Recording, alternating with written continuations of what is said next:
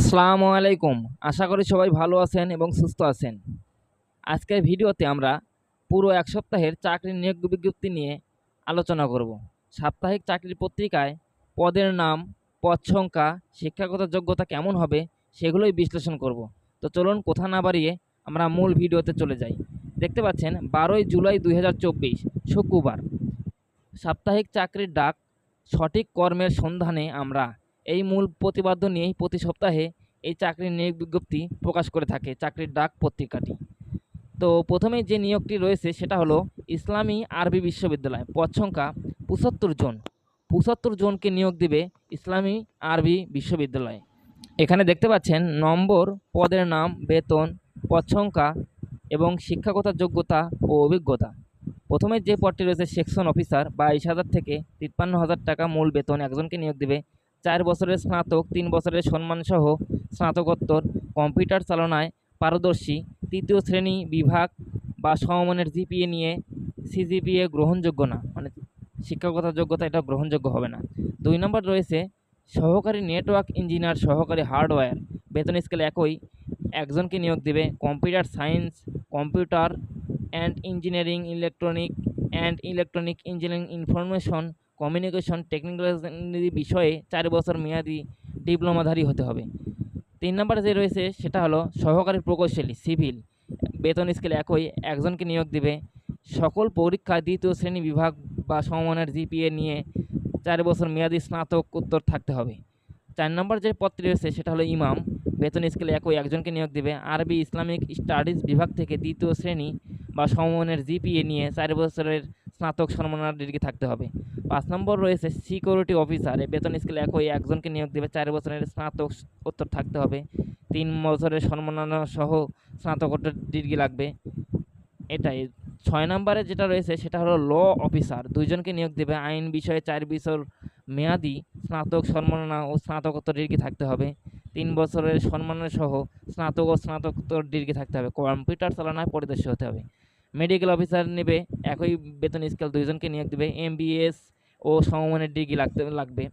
এখানে এরপরে সার্কুলারটি রয়েছে সেটা হলো বাংলাদেশ সেনাবাহিনী, সমরে আমরা শান্তিতে আমরা সর্বত্র আমরা দেশের তরে, এই মূল প্রতিপাদ্য নিয়েই বাংলাদেশ সেনাবাহিনী পরিচালিত হয়। ৬০তম BMA special engineer signals EME EAC, ৫৩ RB and FC এবং ৩৭তম জিএজি। শারীরিক যোগ্যতা পুরুষ প্রার্থীদের ক্ষেত্রে এবং মহিলা প্রার্থীদের ক্ষেত্রে উচ্চতা 1.63 মিটার, মানে ৫ ফুট ৪ ইঞ্চি, এবং মহিলাদের ক্ষেত্রে ৫ ফুট ১ ইঞ্চি। ওজন পুরুষ প্রার্থীদের ক্ষেত্রে ৫৭ কেজি বা ১২৬ পাউন্ড, মহিলাদের ক্ষেত্রে ৪৯ কেজি বা ১০৯ পাউন্ড।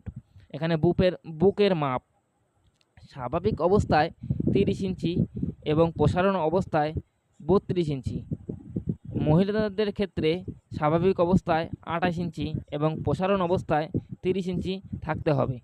এখানে উচ্চতা ও বয়স অনুসারে সশস্ত্র বাহিনীর জন্য নির্ধারিত স্কেলের অতিরিক্ত ওজন হলে অযোগ্য বলে বিবেচিত হবেন। এখানে বয়সের দেওয়া আছে ১ জানুয়ারি ২০২৫ তারিখে অনূর্ধ্ব ২৮ বছর, এফিডেভিট গ্রহণযোগ্য না। শিক্ষাগত যোগ্যতা বিশ্ববিদ্যালয় হতে মঞ্জুরি কমিশনকৃত বিশ্ববিদ্যালয় হতে উত্তীর্ণ প্রার্থীগণ নিম্নবর্ণিত কোর্সসমূহে বর্ণিত যোগ্যতা সাপেক্ষে আবেদন করতে পারবেন।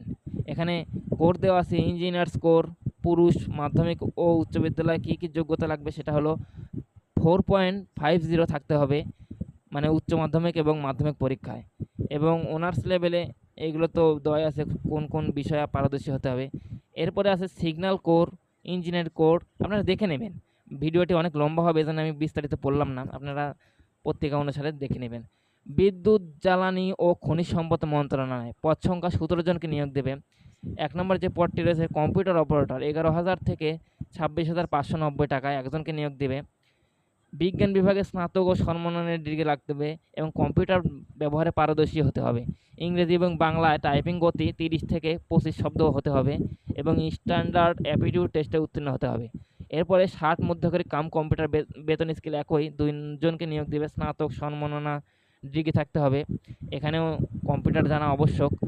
বাংলায় এবং ইংরেজি ৭০ এবং ৪৫ শব্দের গতি থাকতে হবে এবং মধ্যক্ষরে 30 এবং 25 শব্দ থাকতে হবে। ক্যাশিয়ার নেবে একজন, 10,200 হতে 24,680 একজনকে নিয়োগ দেবে। বাণিজ্য বিভাগে স্নাতক থাকতে হবে। ওয়ার্ড প্রসেসিং সহ কম্পিউটার পরিচালনায় দক্ষতা থাকতে হবে।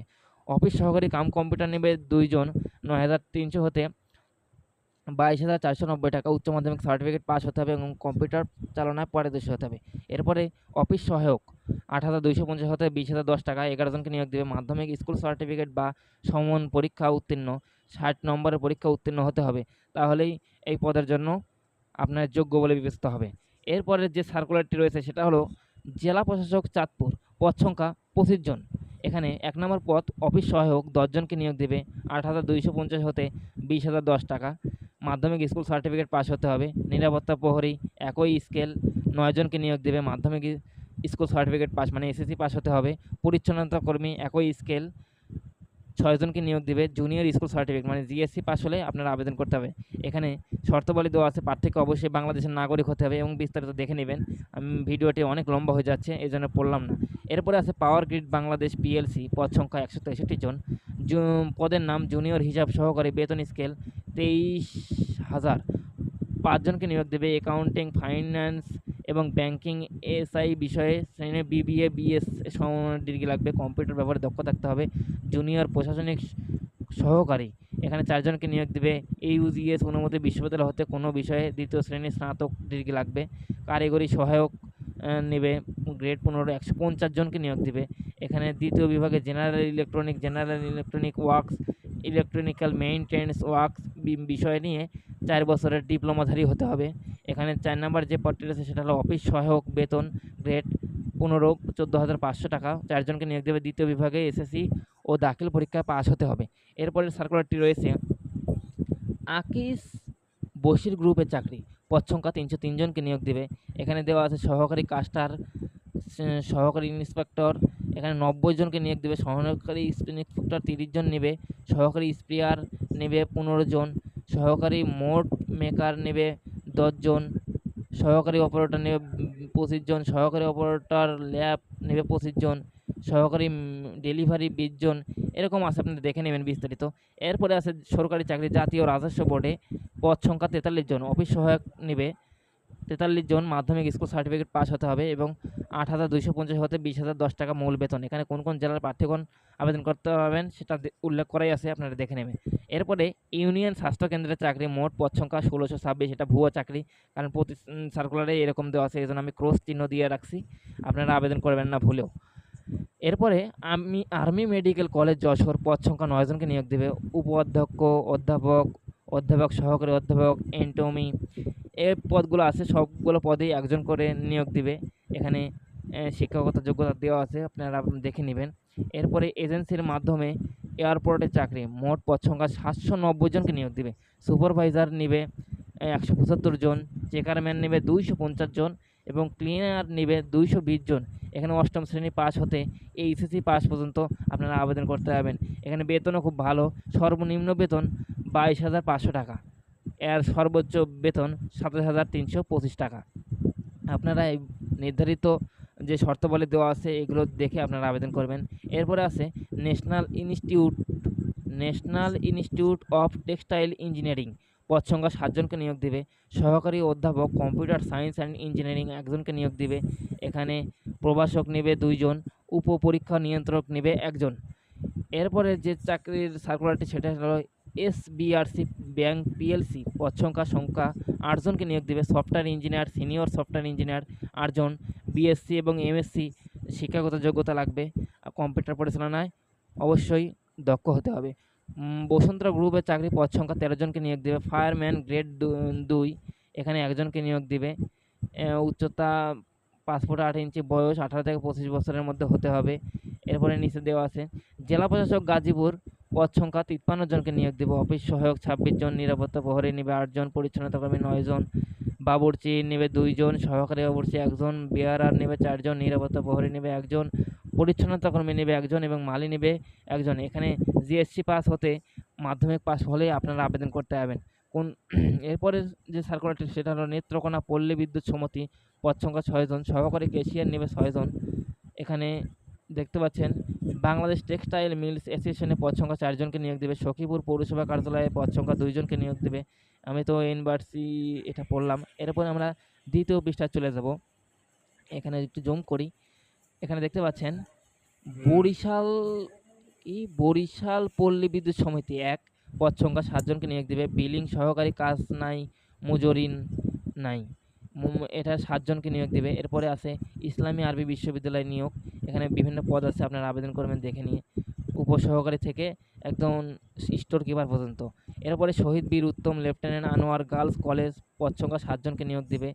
এখানে বিডি সিকিউরিটি সার্ভিসে চাকরি, মোট পদ সংখ্যা ৭০ জন। বেক্সিমকো ফার্মাসিউটিক্যাল কোম্পানিতে নিবে নিয়োগ। শাহজালাল বিজ্ঞান প্রযুক্তি বিশ্ববিদ্যালয়ে নিয়োগ। সিটি ইউনিভার্সিটিতে নিয়োগ। পাওয়ার গ্রিড বাংলাদেশ পিএলসিতে নিয়োগ। সেন্টার মেডিকেল কলেজে নিয়োগ দিবে। অ্যাডভান্স কেমিক্যাল ইন্ডাস্ট্রিজে নিয়োগ দিবে। মিনিস্টার হাইটেক পার্ক পদ সংখ্যা ১০০ জন। সেন্ট্রাল ইন্স্যুরেন্স কোম্পানিতে নিয়োগ দিবে। এরপরে আছে এইদিকে ডায়মন্ড ওয়ার্ল্ড লিমিটেড পদ সংখ্যা ২০ জন। ওয়ালটনে নেবে ২০ জন। আর কোম্পানির চাকরি কিছু পড়বো আমি, সেটা হলো ট্রান্সফারলি ইন্টারন্যাশনাল বাংলাদেশে নিয়োগ দিবে। Madina group, Jamuna group, UCB fintech company, Jamuna electronic and automobile, BRAC bank PLC, Niton motors limited, Walton Digi Tech industries limited, Eastern bank PLC, Madhumati bank, লাস pharma, SMC enterprise, ACI motors, Gazi group এবং Kazi farms group, US Bangla group, Akij bakers limited নিয়োগ দিবে। আপনারা নির্ধারিত যোগ্যতা অনুসারে এই পদগুলোতে আবেদন করতে পারবেন এবং আবেদন করে অবশ্যই কাঙ্ক্ষিত এই চাকরিটা পেতে পারেন। তো ভালো থাকবেন। ভিডিওটি ভালো লাগলে অবশ্যই সাবস্ক্রাইব করবেন। ধন্যবাদ। আসসালামু আলাইকুম।